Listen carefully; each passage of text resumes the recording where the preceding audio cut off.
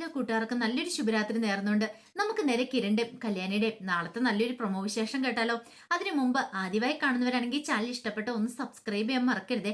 Video ഇഷ്ടപ്പെടുകയാണെങ്കിൽ ഒരു like തരാനും മറക്കരുത് കേട്ടോ. അപ്പൊ നമുക്ക് നേരെ നമ്മുടെ വിശേഷത്തിലേക്ക് പോയാലോ. അങ്ങനെ ഇന്നത്തെ വിശേഷത്തിലൊക്കെ നമ്മൾ കണ്ടു. അങ്ങനെ നാണമില്ലാതെ അവസാനം പ്രകാശനും വിക്രവും കൂടെ വീണ്ടും സായാഹ്നത്തിലേക്ക് കയറി വന്നിരിക്കുകയാണ്. കിരണിന്റെ ബർത്ത്ഡേ ആഘോഷത്തിന് ശേഷം പോകണമെന്ന് പറഞ്ഞുകൊണ്ട് ഒറ്റക്കാലം തപസ് ചെയ്ത് രണ്ടും കൂടെ നിൽക്കുകയാണ്. എന്ത് ചെയ്യാനാ. അങ്ങനെ അവസാനം കിരണിന്റെ ബർത്ത്ഡേ ആഘോഷത്തിനുള്ള കാര്യങ്ങളൊക്കെ നടത്തുവാണ്. ഈ സമയത്ത് കിരണ് കല്യാണിയും കൂട്ടിക്കൊണ്ട് അങ്ങോട്ട് പോകണം. ആ കൂടെ തന്നെ താരയും ദീപയും കൂടെ ഉണ്ട്. ദീപ കിരണിനോട് പറഞ്ഞു, അയാൾ രണ്ടും കൽപ്പിച്ചാ വന്നേക്കെന്ന് തോന്നുന്നു മോനെന്ന് പറയണം. അയാൾ ഇപ്പൊ വന്നാൽ എന്താ, നമ്മളത് മൈൻഡ് ചെയ്യേണ്ട കാര്യമില്ലെന്ന് പറയണം. കല്യാണി പറഞ്ഞു, എന്തോ ദുരിദേശമുണ്ട്, അല്ലാതെ ഒരിക്കലും അയാൾ വരത്തില്ല എന്ന് പറയണം. മിക്കവാറും അയാൾക്ക് മാറ്റം ഉണ്ടെന്ന് നമ്മളെ വരുത്തി തീർക്കാൻ വേണ്ടിയിട്ട്, നമ്മളെ വിശ്വസിപ്പിക്കാൻ വേണ്ടിയിട്ട് വന്ന വരവാന്ന് തോന്നേ. അയാൾ വെറുതെ വന്നാ ആരോട്ട് അന്ന് വിശ്വസിക്കാൻ പോകുന്നില്ലെന്ന് പറയണം. കല്യാണി പറഞ്ഞു, 2 ദിവസം കൊണ്ട് മാറ്റം ഉണ്ടാവാനായിട്ടാ. അയാൾക്കാ ഒരു കാരണവശാലും ഇല്ല. അതിപ്പോ അയാള് എത്ര തലയും കുത്തി എന്ന് പറഞ്ഞാലും നമ്മൾ അതൊട്ട് വിശ്വസിക്കാനും പോകുന്നില്ലെന്ന് പറയണം. അപ്പോഴേക്കും സായാഹ്നത്തിന്റെ മാനേജർ വന്നിട്ട് പറഞ്ഞു, അതെ അന്ന് നമുക്ക് കേക്ക് കട്ട് ചെയ്താലോ എന്ന് ചോദിക്കുകയാണ്. പിന്നീട് കല്യാണിയും കിരണും കൂടെ ഭാനുമതി മുത്തശ്ശിനെ വിളിക്കുകയാണ്. മുത്തശ്ശിനെ വിളിച്ചിട്ട് പറഞ്ഞു, വാ ഇങ്ങോട്ട് വരും, ഇവിടെ വന്ന് നിൽക്കാൻ പറയാണ്. ഇത് കേട്ടതും മുത്തശ്ശി പറഞ്ഞു, വേണ്ട ഞാൻ ഇവിടെ നിന്നോളാന്ന് പറയാണ്. അത് പറ്റില്ല, ഇവിടെ വന്ന് നിൽക്കാൻ പറഞ്ഞ് വിളിക്കുകയാണ്. പിന്നീട് താരേനെയും ദീപേനെയും അരിയിലേക്ക് വിളിച്ചു. അങ്ങനെ അവര് 4 പേരും കൂടെ എന്നിട്ട് അങ്ങനെ കേക്ക് കട്ട് ചെയ്യുവാണ്.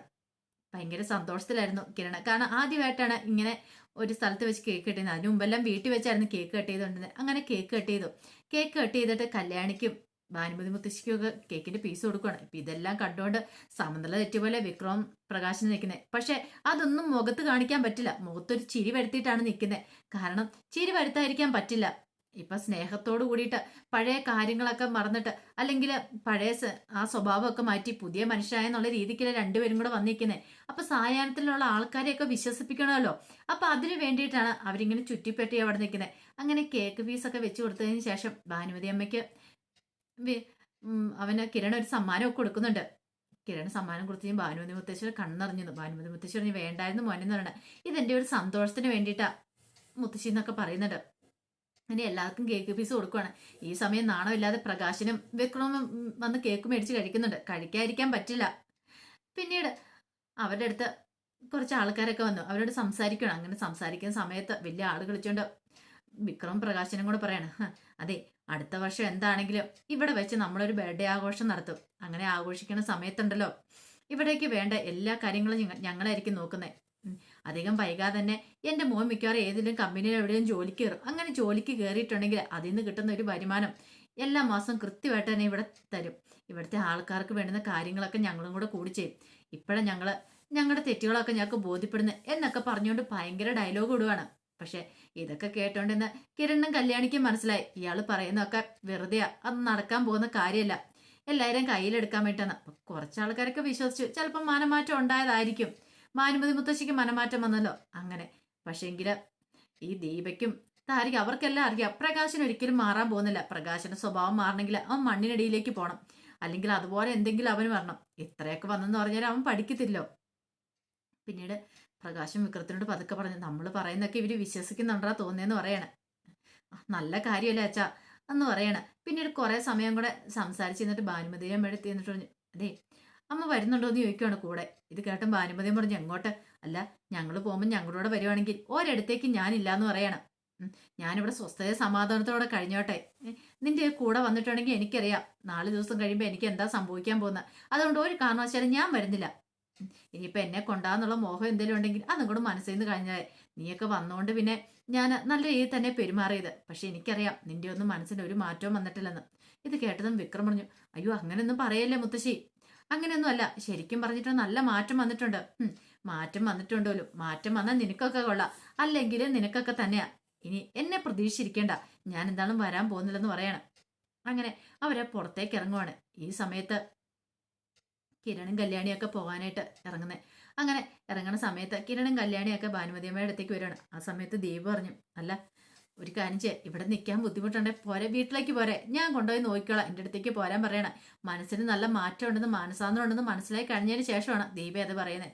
ഇത് കേട്ടതും ഭാനുമതി മുത്തശ്ശി പറഞ്ഞു, ഞാൻ വരുന്നില്ല മോളെ, നിങ്ങൾ പോയിക്കോ, ഞാൻ ഇനി ആർക്കും ഒരു ബാധ്യമായിട്ട് ഉദ്ദേശിച്ചിട്ടില്ല. ശേഷിച്ച കാലം ഞാൻ ഇവിടെ കഴിഞ്ഞോളാന്ന് പറയാണ്. ഇത് കേട്ട് കഴിഞ്ഞപ്പം കല്യാണി പറഞ്ഞു, അല്ല അമ്മൂമ്മയ്ക്ക് എന്തെങ്കിലും ഇവിടെ നിൽക്കാൻ വിഷമമായിട്ട് പറഞ്ഞാൽ മതി, ഞങ്ങൾ കൊണ്ടുപോയിക്കളാന്ന് പറയാണ്. വേണ്ട, അതിന്റെ കാര്യമൊന്നുമില്ല. അല്ല അതിന് മാത്രം വലിയ കാര്യങ്ങൾ ഞാൻ ചെയ്തിട്ടില്ല. നിങ്ങളുടെ അടുത്ത് വന്ന് നിൽക്കാനുള്ളതൊന്നും ഞാൻ ചെയ്തിട്ടില്ല. കാരണം അത്രമാത്രം ദ്രോഹങ്ങളാ ചെയ്തേ. അവിടെ വന്ന് ആ പടിക്കിലേക്ക് പോലും കയറാനുള്ള യോഗ്യത പോലും എനിക്കില്ല. അതുകൊണ്ട് ഞാൻ ഇനി അങ്ങോട്ട് വരത്തില്ലെന്ന് പറയാം. വന്നാലും ശരിയാകത്തില്ല. ഞാൻ വന്നിട്ടുണ്ടെങ്കിൽ എന്നെ കാണാനെന്നും പറഞ്ഞോണ്ട് ഇപ്പൊ പോയ അവറ്റകളുണ്ടല്ലോ, എന്റെ മകനും കൊച്ചുമാനും ചിലപ്പോൾ അങ്ങോട്ടേക്ക് വന്നെന്നിരിക്കും. പിന്നെ അറിയാലോ, അവരെ കണ്ണടച്ച് ഒരിക്കലും വിശ്വസിച്ചുകൂടാ. ഇപ്പോഴും മാറ്റം ഉണ്ടെന്ന് പറഞ്ഞ് വന്നിട്ടുണ്ടെങ്കിലും അവരുടെ മനസ്സിന് ഒരു മാറ്റവും വന്നിട്ടില്ല എനിക്ക് തോന്നുന്നത്. അപ്പൊ അതൊന്നും ശരിയായ കാര്യമല്ല. അതിനേക്കാളും പേര് ഞാൻ ഇവിടെ തന്നെ നിൽക്കുന്ന, ആർക്കും ഇനിയൊരു ശല്യം ഉണ്ടാതെ ഇനിയുള്ള കാലം ഇവിടെ തന്നെ അന്തി ഉറങ്ങാനാണ് ഞാൻ തീരുമാനിച്ചിരിക്കുന്നത്. എന്റെ അന്ത്യവും ഇവിടെ തന്നെ ആവട്ടെ എന്നൊക്കെ പറയാം. ഇത് കേട്ടപ്പോ കല്യാണി പറഞ്ഞു, ഇങ്ങനൊന്നും പറയില്ല അമ്മൂമ്മയെന്ന് പറയണം. ഞാൻ ഉള്ള കാര്യമാണ് മോളെ പറഞ്ഞേ. കാരണം അത്രമാത്രം ദ്രോഹിച്ചിട്ടുണ്ട്. ഇത്രയെങ്കിലും എനിക്കൊരു നല്ലത് തന്നല്ലോ ദൈവം. ഇതുപോലെ ഞാൻ പ്രതീക്ഷയല്ല, ഇതിന് പോലും ഞാൻ അർഹയല്ലെന്നൊക്കെ പറയണം. പിന്നീട് അവര് അങ്ങനെ സംസാരിച്ചതിന് ശേഷം അവർക്ക് മനസ്സിലായി ഇനിയിപ്പം ഭാനുമതിയമ്മ വരാൻ പോകുന്നില്ല, നല്ല മാറ്റം വന്നിട്ടുണ്ടെന്ന് മനസ്സിലായി. അങ്ങനെ അവർ തിരികെ പോവാണ്. പോകുന്ന സമയത്ത് കല്യാണി പറഞ്ഞു, പ്രകാശനും വിക്രവും വന്നിട്ടുണ്ടെങ്കിൽ അവർക്ക് ഒരു മാറ്റവും വന്നിട്ടില്ല അമ്മയെന്ന് പറയാണ്. കിരൺ പറഞ്ഞു, അതിപ്പോഴാണ് നിനക്ക് മനസ്സിലാകുന്നേ. എനിക്ക് ആ ഒറ്റ നോട്ടത്തിൽ തന്നെ മനസ്സിലായി. നമ്മുടെയൊക്കെ മുന്നിൽ വെറും ആളാകാൻ വേണ്ടി മാത്രം വന്ന് നിന്ന, അല്ലാതെ ശരിക്കും പറഞ്ഞാലും മനമാറ്റമൊന്നും ഉണ്ടായിട്ടല്ലെന്ന് പറയണം. ഈ സമയം രാഹുലും ശാരിയും കൂടെ സംസാരിച്ചുകൊണ്ടിരിക്കുകയാണ്. രണ്ടിനും എന്ത് ചെയ്യണമെന്ന് അറിയത്തില്ല. കാരണം സരിയുവിന്റെ ഈ പോക്കാണ് അവരുടെ ഏറ്റവും വലിയ പ്രശ്നം എന്ന് പറഞ്ഞാല്. രാഹുലിനോട് എന്നിട്ട് ശാരി പറഞ്ഞു, ഒരു കാര്യം ഞാൻ പറഞ്ഞേക്കാം, ഇങ്ങനെ പോയിട്ടാണെങ്കിൽ മോൾക്ക് മിക്കവാറും എന്തെങ്കിലുമൊക്കെ സംഭവിക്കും. ഇപ്പൊ തന്നെ മോള് ആകെപ്പാടെ ഭ്രാന്ത് പിടിച്ച അവസ്ഥയിൽ നിൽക്കുക. ആ കല്യാണിന്റെയും കിരണിന്റെയും ഒക്കെ കാര്യം ഓർത്തിട്ട് അധികം വൈകാതെ മനോഹറിന്റെ കാര്യം കൂടെ അറിഞ്ഞിട്ടുണ്ടെങ്കിൽ എന്താ സംഭവിക്കാൻ പോകുന്ന അറിയാലോ. അവള് പിന്നെ വെറുതെ ഇരിക്കത്തില്ല എന്ന് പറയാണ്. എനിക്ക് എന്റെ മോളെ എങ്ങനെ നഷ്ടപ്പെട്ട് അറിഞ്ഞിട്ടുണ്ടെങ്കിൽ ഞാൻ ഒന്നിനെയും വെറുതെ വിട്ടേക്കില്ല എന്നൊക്കെ പറഞ്ഞുകൊണ്ട് രാഹുലിനെ വെല്ലുവിളിക്കുകയാണ്. എന്റെ ആകെയുള്ള പ്രതീക്ഷ എന്റെ മോളാ. അവൾക്കൂടെ എന്തെങ്കിലും സംഭവിച്ചു പോയാൽ ഞാൻ ജീവനോടെ ഇരിക്കില്ല. അവളെ ഞാൻ പ്രസവിച്ചല്ലെങ്കിലും അവൾ എനിക്ക് സ്വന്തം മോളെ പോലെ തന്നെയാ, സ്വന്തം മോള് തന്നെയാ. ഇപ്പോഴും അവൾ അങ്ങനെ വിശ്വസിച്ചുകൊണ്ടിരിക്കുന്നത്. അവളെ കൈവിടാനായിട്ട് ഒരിക്കലും എനിക്കൊരു ഉദ്ദേശമില്ല.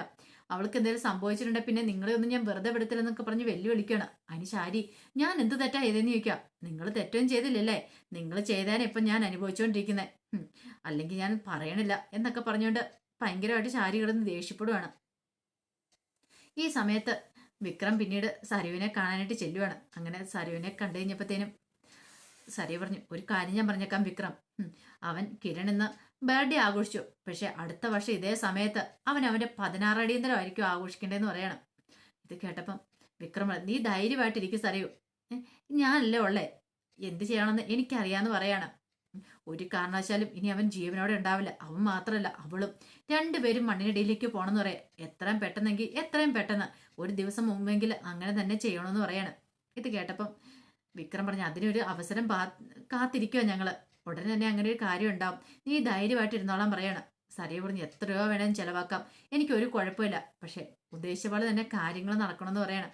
അങ്ങനെ അവനോട് വിക്രത്തിനോടെല്ലാം പറഞ്ഞുറപ്പിച്ചിട്ടാണ് സരി വീട്ടിലേക്ക് വരുന്ന സമയത്ത് ശാരി കാത്തിരിക്കുന്നുണ്ടായിരുന്നു. ശാരി ഒന്ന് ചോദിച്ചു, എന്താ മോളെ, നീ ഇത് എങ്ങോട്ടാ പോണേ, എപ്പോഴും ഇടയ്ക്കിടയ്ക്ക് പോകുന്നുണ്ടല്ലോ, നീ ശരിക്കും മോളെ പോലും നോക്കുന്നില്ലോ എന്ന് പറയാം. ഇത് കേട്ടപ്പോ സരിയ പറഞ്ഞു, മോളെ നോക്കാനായിട്ട് മനുഷ്യൻ ഇവിടെ തലയ്ക്ക് ഭ്രാന്ത് പിടിച്ച് നടക്കുക.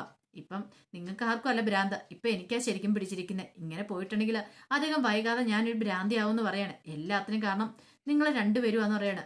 ശാരി പെട്ടെന്ന് ചോദിച്ചു, മോളെ അതിന് ഞങ്ങൾ എന്ത് ചെയ്തെന്നാ? ഒന്നും ചെയ്തിട്ടില്ലല്ലേ, നിങ്ങൾ ചെയ്ത കാര്യമൊന്നും പറയാതിരിക്കുന്ന ഭേദം, എന്നെ കൊണ്ട് കൂടാരൊന്നും പറയിപ്പിക്കരുത് എന്നും പറഞ്ഞ് ദേഷ്യപ്പെട്ട് അങ്ങോട്ട് അകത്തേക്ക് കയറിപ്പോവാണ്. ആ സമയം എന്ത് ചെയ്യണമെന്ന് അറിയത്തില്ലാതെ ശാരി നിൽക്കുക. അപ്പൊ അതിന്റെ വിശേഷങ്ങളൊക്കെയാ കാണാൻ പോകുന്നത്. ആ വിശേഷങ്ങൾക്കായി നമുക്ക് എല്ലാവർക്കും കാത്തിരിക്കാം കേട്ടോ. ഒരിക്കൽ കൂടി എല്ലാവർക്കും നല്ലൊരു രാത്രി ആശംസിച്ചോണ്ട് നിർത്തുന്നു. നന്ദി.